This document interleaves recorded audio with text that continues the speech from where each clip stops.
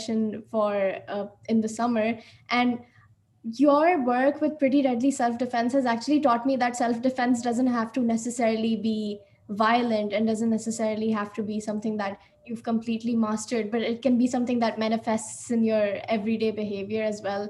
And that was really inspiring. And what fascinated me a lot about your work and what you talked about was the impact of climate change on the violence towards women, because even up till now, people aren't realizing and having conversations about how climate change disproportionately impacts women as compared to men. So the conversation about violence towards women, initiated or increased by climate change, is very far off. So it's very impressive that you are starting that conversation. So would you like to tell us more about that?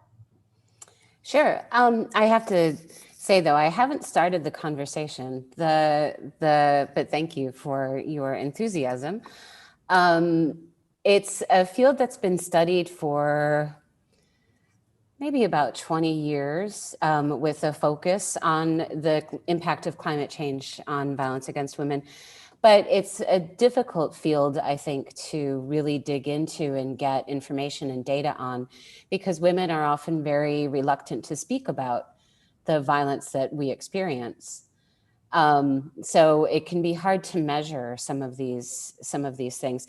And it tends to be, I think, from really, really large NGO and government perspectives of the lesser of two evils, when they're thinking about creating emergency displacement camps, or they're thinking about emergency evacuations.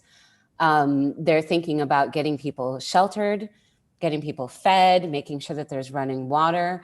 And I think at that point, they figure, well, that's the best we can do.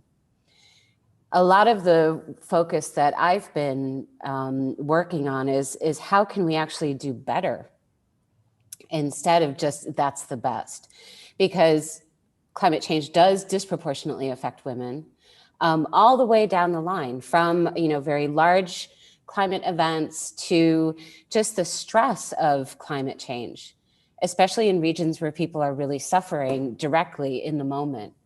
There's a lot of migration due to climate change. There's a lot of economic migration that is rooted in climate change. So, and for all of these things, women tend to suffer more than men. So taking it in the sense of a displacement camp or a refugee camp, in those situations, violence against women rises by 300%. What I mean by that, and what the statistics show us, is that that's looked at as more of a domestic violence situation. So when you have a family of people housed in a displacement camp, all the stress and the chaos and the trauma of the event that's happened is being played out on people's emotions, and those emotions in men often manifest as violence against women. So that's one of the most kind of obvious ways that we can see how climate change affects violence against women.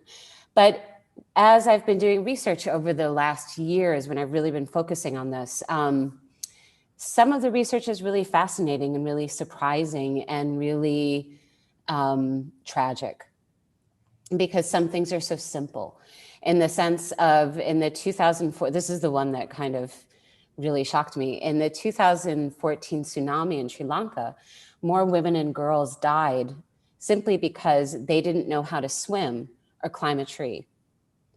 That's also gender-based violence, because they're being denied basically education on how to use their bodies, or what we can refer to as body literacy, right? Based purely on their gender and on gender norms and gender roles. So I think a lot of times when people think about self-defense, they think that it's a bunch of women, like angry women, who are going to run around and beat up men, when really learning self-defense is about our own survival. And it's about being able to take care of ourselves in a world that is changing due to climate change, due to economic imbalances becoming more and more extreme, due to the necessity of every member of every household having to work. So another aspect of gender-based violence and climate change in this area is shareholder farms. So about 95% of the world's food actually comes from small shareholder farms. For us here in Germany and in the West, that seems very shocking because we get most of our food from large industrial farms. But considering the fact that me living here in Germany pretty much automatically puts me in the 1% of the population that has privilege, especially food security, menstrual hygiene security, health security, economic security, 95% of the world is not living this way. So 95% of the world relies on small shareholder farms for their food. Those farms are often run by women. Those women have a difficult time making a decision of implementing an irrigation system or implementing crops that are more sustainable because that land can be taken away from them anytime simply because they're women. Or they may have to pack up and leave to save their lives if war breaks out. Rape is often used as a weapon in war. So that's a reason for people obviously to pack up and run. So women farmers don't want to make that investment in their local territory simply because they might have to abandon it. There's a basic cost benefit analysis that can be done that shows that's not beneficial to the female farmer. Most women and girls on small shareholder farms are also responsible for bringing products to market. Transportation in these regions is not reliable and sometimes just doesn't exist at all. So when we're bringing those products to market, that's by foot, or maybe by donkey or horse, or if you have some other larger animal that can help haul the products for you. But these girls and women are often subject to violence en route to the market by people who may simply steal their products, by people who threaten them, by people who, of course, can physically harm them or physically rape them. So these women and girls are more reluctant to go to market with these products. When they are harmed or their products are stolen, it means that when they do get to market, they earn less money. And when they get home again, they're often punished for that. So it's really a lose-lose situation for most women and girls on shareholder farms. That's another way. Oh, go ahead. I wanted to add something, Susie. So I probably within Pakistan belong to the 1% who got a great education and was able to get the exposure that I needed. But even I was not taught to swim in school. I was also, I couldn't ride a bike till I was 30 years old. I actually learned when I was in Berlin. And so these are everyday realities. Like the time that it takes from me to go to the park is literally a minute. But if I were to walk all the way to the park in Pakistan, the amount of catcalling that I would have to go through, I possibly could escape that if I just zoomed by on my bike. But I didn't have the option because I never learned. And the same is with swimming, like never taught. I don't know how it is for Suha, Shavana, and Sarah. Were you guys taught? Because you're obviously younger than myself. No, we're not properly taught how to use our bodies either. Even like we're discouraged. Personally, I've been discouraged from physical activity and sports in general as well, and I think it has a gendered.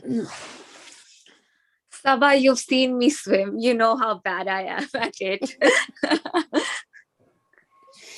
But I have to say, as I'm sorry, Shavana, I didn't mean to speak over you if you were going to speak.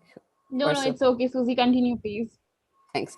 I have to say that when I speak to people around the world, I often hear stories of how in my country, because I'm American and I live in Germany, so I live in these, I come from a country that's known as, the superpower, very wealthy and rich, and is often seen as very progressive as well, especially in its attitudes about women and girls. And I live here in Germany that has a similar presence in the world or perception by the rest of the world.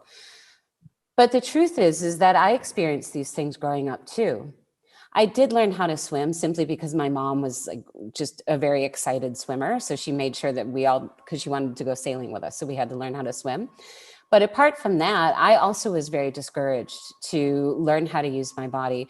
I was not allowed to wear trousers in public until I was 10 years old, which I know in some regions it's never, so that's a little bit earlier than some places, but that's, you know, that was the United States. So it's really general everywhere that learning how to use our bodies in this way, in any kind of way, other than to be the supporter in the household, to be the caretaker, to be the nurturer, and do whatever chores that we're responsible for, whether it's on a farm or whether it's in the home or in the family shop, right? But learning to use our bodies in any other way is something that we're often denied as women. But because of that, and because of that reduced mobility, Sabah, that's an interesting thing. This is actually how gender-based violence affects climate change, because it goes both ways. When there's climate change disasters, women suffer, right? But women's reduced mobility contributes to climate change. If you don't feel comfortable going from the park to your home, let's say that it's more than a minute by foot, or you don't feel comfortable going from one side of town to the other on public transportation or by foot, you'll take a taxi, right? Which is just gonna blow off a ton of CO2 emissions, right? So women tend to use more of these, you know, rideshare applications than men because it's safer for us to a certain degree. If you don't feel safe going to another side of town to pursue an education or to get a better job, that means that you stay where you are in your urban environment. And in that urban environment, the jobs can be very limited, the education can be very limited, so you also stay in a cycle of poverty, right? This is how in urban design, which is often has the wonderful utopian notion of having everyone live all together at different stratas of society, but this is actually how different economic regions within cities themselves stay the way they are, why the ghetto stays the ghetto, and why the wealthy part of town stays the wealthy part of town. A lot of it has to do with mobility. And a lot of it has to do with the mobility of women. So, and the safety. And again, it's something else that changes. When a large corporation goes to the rainforest, for example, and they decide that they want to take some land, they will devastate that land to build whatever it is that they're going to build. And all the local people in that land are now displaced. Those companies usually truck in workers. Those workers now want entertainment. And in some of that form can often be through sex work. But sex work is something that I neither advocate nor disadvocate against. It just exists, but it can so easily turn violent. A lot of women who don't want to face that situation or where it has turned violent tend then to migrate to cities. More women migrate to cities than men right now. But then we go back to the situation I talked about before. Then you end up in one side of town where you don't feel comfortable crossing to another side of town to get a better job or better education. So all of this is how how climate change affects women, both directly and indirectly. Obviously in displacement camps where women's hygiene is always the most vulnerable thing, right? And always the thing that actually tends to induce violence in others and also reduces mobility. If a woman feels that everyone can tell that she's menstruating, if she's in a camp where the culture around menstruation is shame or ostracization, I'm having a hard time with some of these more complicated words today. If she's in a culture where that exists, then she will reduce her own mobility. But that also means that she has a difficult time disposing of her menstrual pads, for example. Right, all of those menstrual pads, as you guys know, can contribute to landfill when they're plastic, you know, with the sticky tape on it and stuff, the kind that I grew up with basically in the United States, which, you know, it contributes to the landfill, which contributes to climate change, which contributes to gender-based violence. It's just this circle that keeps going around and around. So it's an interesting conundrum that we have, because as you were saying, Sarah, it seems like it's not that it's not addressed as a priority and as a priority part of climate change and climate crisis. And yet, when we solve one, we automatically affect the other. Okay, thank you so much for that. I have a question, and it's not a very direct question because, like, when talking about solutions, there's no direct answer to this, right? Because, like, if we're making changes, are we making changes to climate mitigation policies? Are we passing a gender bill? Because, like, the changes, it can't just be implemented with one bill. There have to be systemic changes to be made. Since you talk about the restriction when it comes to mobility and the lack of body literacy for women. So these are such deep-rooted issues. It's not a very direct thing to solve. So what can you tell us about that? Well, I think that it can be easier to solve if we change the approach. So the approach that we've had throughout our most recent history, let's say the last 1,000 years, but really the last 200 years of industrialization, that approach is a very compartmentalized approach where there's a term in engineering that, of course, now I can't remember, but there's a theory that says you produce something and you send it out into the world, and then it doesn't really matter what effect it has.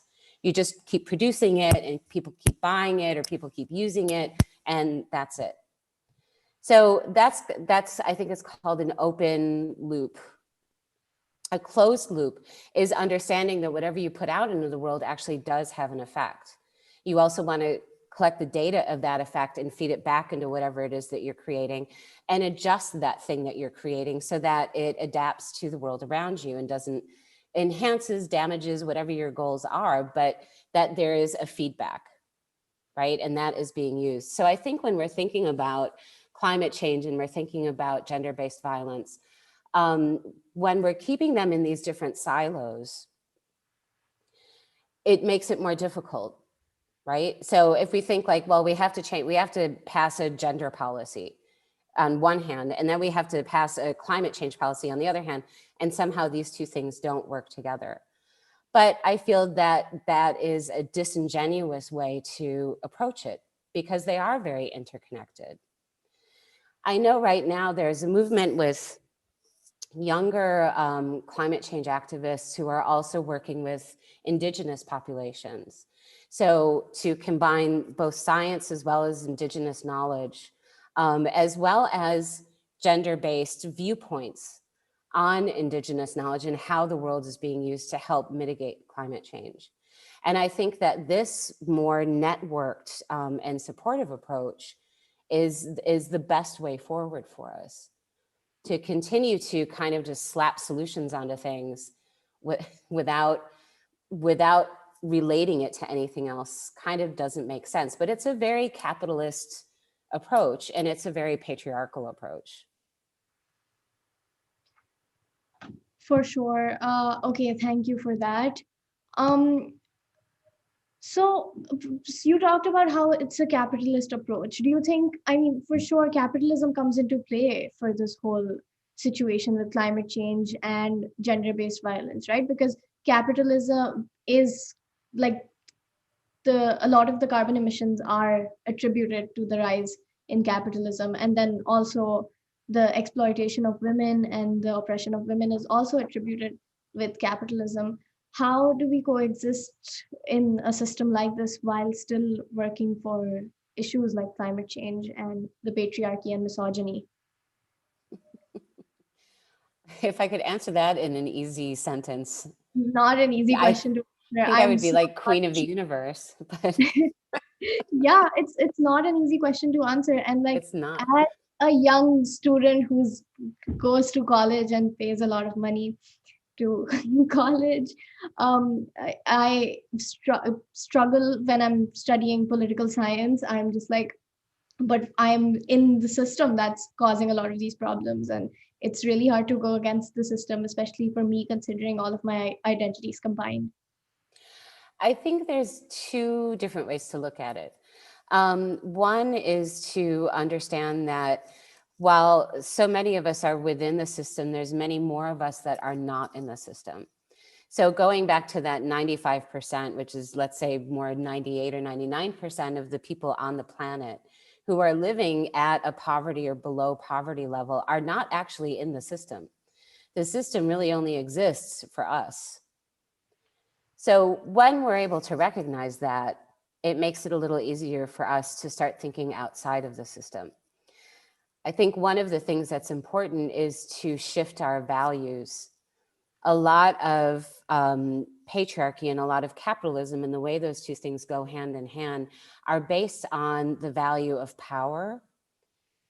So we often think it's about money, and then we think about it more and we think, oh, it's about power. But what is the definition of power within patriarchy and capitalism? It's not the power to own or to buy, it's the power to exclude. It's the power to have something that nobody else can have. So that can be a rocket, into space, which 3 guys on the planet have right now, right? That's very exclusive to them. They've bought that. But that's also telling the rest of the world, you can't have this. I think 99% of the population really doesn't care, right? But nonetheless, that's their definition of power. And that's sort of the game that not only are they playing, but they need other people to play that game as well. Because otherwise it doesn't matter. If we don't care that they have a rocket, then it's not so much fun, right? So I think it's the combination of these two things. I think it's easy to forget our own privilege. And of course, I say this from, a position of rather extreme privilege. But at the same time, it's really easy to forget that even someone who is coming from a middle class or what's considered a lower middle class background is actually of privilege. And when we have a lot of different identities, when we're not, when we're not within the gender binary, when we're not within the ethnic, and I'm going to say binary there too, because it is very black and white, the way that people treat racism and treat people who are not one color or another. When we're not in those, it can feel that, because we feel the discrimination that we experience, right? Because we're not fitting within these norms. But when we really stop and think about it, we can think, yes, within these norms, I am discriminated against and I don't have the same amount of privilege. But again, I'm still within this 1 to 5% of people with greater privilege. And what helps me is to remember is that all those people outside of that percentage really don't care. Like, they really don't care. I mean, how could you care when you're living in a garbage dump and scrounging for food every day? How could you care when you don't know if soldiers are going to show up to your house today or not and kill your whole family? Absolutely, yeah. I completely understand. So given what you are saying about existing in binaries and privilege, do you believe that the whole approach to issues such as climate change and the oppression and violence against women, do you believe it should be intersectional, right? Yeah, absolutely. And how do we uh, create a reform in like education and literacy? How do we do that? Well, I think isn't that supposed to be Sabah's job? I'm just I mean, kidding. I'm just kidding. Sabah's doing a great job. Sabah's doing a great job. How do we do that? How do we educate people? But again, I think it's going back to shifting values. Mhm. What do we value? So much of our identities, and again, across cultures, what I'm finding, let's take the basic binary of male and female, right? Those gender binaries and those gender roles, which are some of the most damaging things that we have in the world today. Yeah. What does it mean to be a man? What does it mean to be a woman, right? Or a boy or a girl?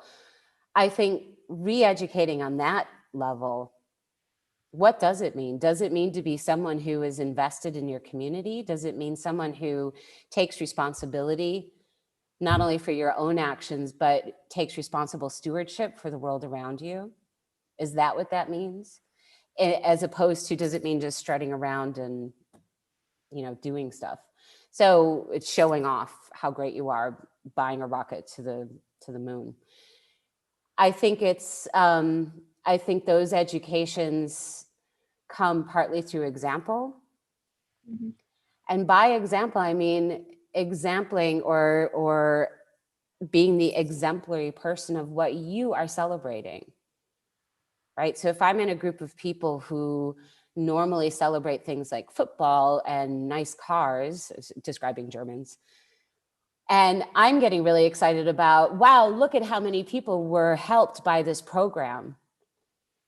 Look at Arat Raj teaching, like reaching way out into rural Pakistan and passing information along in an innovative way that helps everyone grow.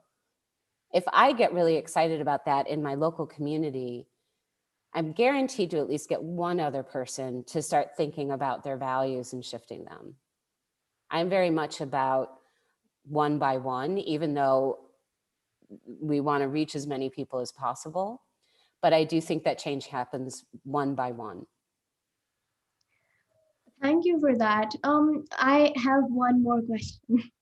Sure. So given what you said about um, gender initially, that's just an example, but a lot of personally, what I think, a lot of the things that we need re-education for, in my opinion, have culture clashes. And I feel like the whole gender role and gender binary thing has a huge clash in my culture, or at least in the people around me, because as much as I want to advocate for it, people will argue that it goes against the culture. Even what you said about mobility and body literacy, to an extent, I think in my experience it also goes against what is considered culturally sound. And Mhm. I'm not against cultural reform or subverting tradition, but a lot of people are. So, can you speak to how one could navigate through that? Mhm. So one of the ways that I think about this, and when I'm speaking to people, especially people who are in more rural areas and are really more conventional in the way that they're seeing these gender roles, um, is to ask them to please face reality. And the reality of the world right now is that we live in a situation where economic imbalance is so great that there is almost, unless you're very wealthy, there is almost no household in the world where both like elders of the family, both parents of the family don't need to work. So if you have two parties who both need to go to work, both of those parties need to stay safe. Both of those parties need to stay healthy, because both of those parties need to care for a family and a home and make sure that they stay as economically stable as possible. It's a very, very simple approach. That we've created a world of such great imbalance that this is now necessary. It's not realistic for anyone to, and I know it still happens all over the world, where women and girls are not allowed out of their homes and are not allowed to work. But it's also not realistic in the sense of, yes, your partner, your spouse, and your daughter maybe aren't working, but meanwhile, you're all starving because you, as a man, cannot earn enough money to feed your family. Yeah. So I think it's kind of about asking people who resist that and say, oh, it's not culturally appropriate, to say, we don't live in a world like that anymore. You're right, it's not culturally appropriate for the 1940s. Yeah. Right, But but for that's now, where we are. Exactly. We're in a different place, and the longer you resist accepting that, the more you yourself are going to suffer. makes sense. Yeah. Okay. So thank you for that. That was really insightful. Sabah, you're muted. Yeah, I maybe this is not very climate change and the topic that we have in place today, but this is more from my own experiences going into different, like continuously traveling and how it impacts overall my body behavior. So I just wanted to share, and maybe you can comment on that. So when I'm in Pakistan, whether I'm working or whether I'm going in rural areas or I'm shopping or I'm biking, whatever I'm doing, my body language continues to be very closed. And the way that I walk and talk and carry myself is of a very scared girl. And the moment that I maybe go into a community or a society where women have rather more rights, or there's a different way to be, my whole body opens up. Like the way that I carry myself becomes different. And I've been trying to deal with why it closes up and then it closes down. I mean, I still don't understand it. Maybe it's the environment that I'm at. Do you have any research or any experiences with that of women kind of dealing with these changes? Because I can't get my mind around this idea. I don't have any research per se, but I have a lot of experience. I think it's a very human thing to do. You know, we do respond to our environments, and the environment also responds to us. So there's two things that happen, right? If we're in a situation, or we're rather in an environment where you're already aware from your own cultural heritage that maybe things are a little more restrictive, that it's actually safer for you to be a little more closed up, to be a little more invisible, then that's a natural thing for your body to do. Whereas when you are in a situation like, so Pakistan to Berlin, where women have theoretically more rights, in order to be seen, in order to make sure that your voice is heard, which is really in order to get the things that you need, of course you open up and you're bigger. It's very, I mean, for anyone who's tuning in from anywhere else in the world, Germans are kind of big people. They're not as big as the Dutch, but they're kind of big. So to be a very small person here can mean that you're very overlooked, right? And that's difficult for all of us just from a pure survival level. You know, you don't want to be overlooked when you're crossing the street because you'll get hit by a car. So it's kind of like plants. You know, when we look at plants, or I have a plant called a calliothea, and this plant is really sensitive to the environment. So it closes up every night when it gets dark, and then it opens up in the morning with the sunlight. But if someone is smoking cigarettes around the plant, it starts to close. It doesn't like cigarette smoke, right? It's protecting itself. When the day is particularly warm and sunny and there's a beautiful breeze, it really opens up.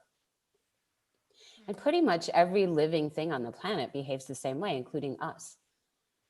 So we do respond to our environments, and we also affect them. And that's something to remember as well. Like when you are in Pakistan, it might be safer for you to not affect your environment, to not rock the boat, you know, especially when we're thinking of our long-term goals. You know, my long-term goal is to live to 108. So probably it's not a good idea for me to, you know, go travel to war zones and, you know, stand in the middle of a field and yell at people, right? I mean, that's a very extreme example, but it would make more sense to me if I happen to live in that zone to be smaller.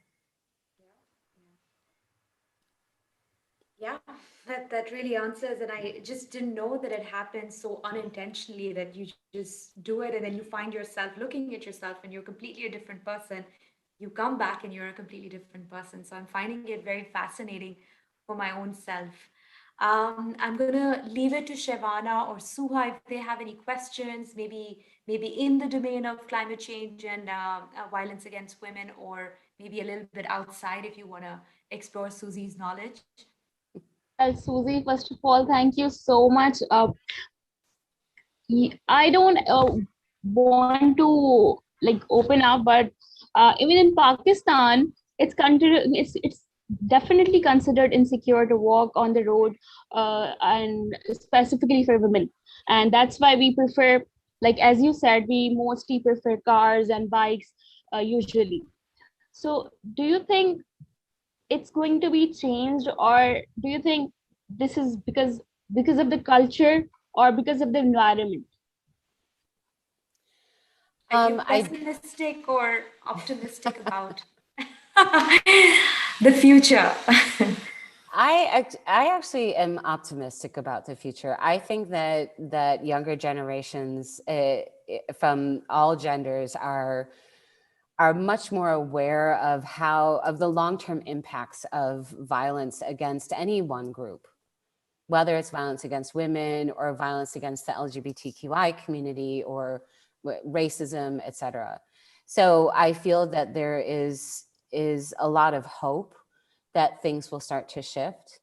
But absolutely in environments where, like in Pakistan, where it's not safe to walk on the street, in the moment, we need to find other ways to deal with those situations, right? We're not there yet. But from what I've seen, even from people in Pakistan that I've worked with, like the group The Mirror that you were so generous to put me in touch with, Sabah, that's a very mixed group of people, both men and women, and lots of people, you know, all along the spectrum who are working really conscientiously towards reducing street harassment.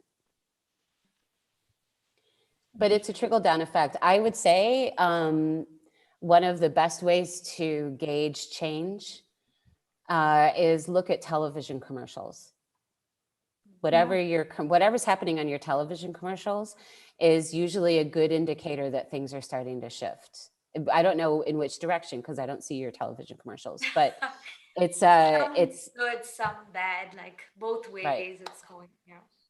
Yeah, it can go both ways, but usually that's because advertisers care only about selling their products, and they need people to be able to identify themselves in those advertisements.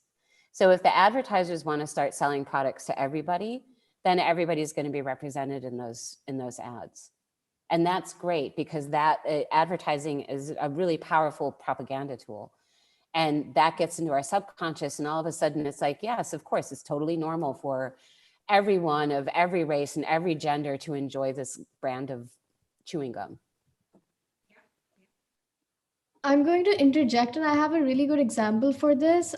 There was an Indian, I believe, Cadbury Dairy Milk ad from like a decade ago, where it was a sportsman who was playing and his partner, who was a woman, sitting in the audience cheering him on. And now they've remade the ad where the gender roles are reversed. And like, not to be very pessimistic, but I know that the end goal is to capitalize on the feminist movement and to sell the product, but I do think that it's powerful that they're subverting traditional gender roles and creating the shift through advertising. So yeah.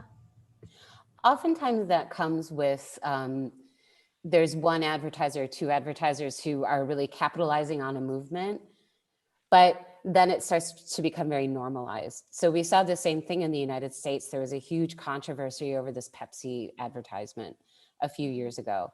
Yeah. But now all this mix of people is really, really normal in American television ads. So as someone who doesn't live in that country anymore, it's an easier thing for me to see because I can only gauge ads every couple of years when I see them. So those changes that I see are really stark. Whereas people who are living there, they don't notice the difference. And that's the best thing. Because if they don't know the difference, that means that the change is being internalized and it's actually happening. That's a great note to end this session on, I think. Sarah, would you like to conclude? And just to say that, today, not just these digital sessions, we also have our rural champions taking a lot of different actions in their communities. We have women planting trees. We have some recycling and upcycling projects. We have, I think Shevana has been keeping everyone kind of like excited about Do Day. But I'm going to send some pictures to you, Susie, about all the actions that we took in rural Sindh. Please do. Yeah, Sarah, please feel free to conclude the session. And okay, it's great to hear what's happening today. And climate change is a very pressing issue, and I'm really glad that we're having this conversation and we had this conversation. Thank you so much, Susie. All of your answers and all of your knowledge was very insightful for all of us, I believe, and we're so grateful for it. We can only hope for bigger changes. And as we talked about advertising, we're seeing some changes in Pakistani ads, and I hope that we see more of them. So thank you for your time and your insight. We really appreciate it. Sabah, you can, do I end the meeting. Yeah, I'm going to end the call. And Susie, I will see you very soon, either at the Yes. Web Summit or whenever you have time in Berlin. Yes. Take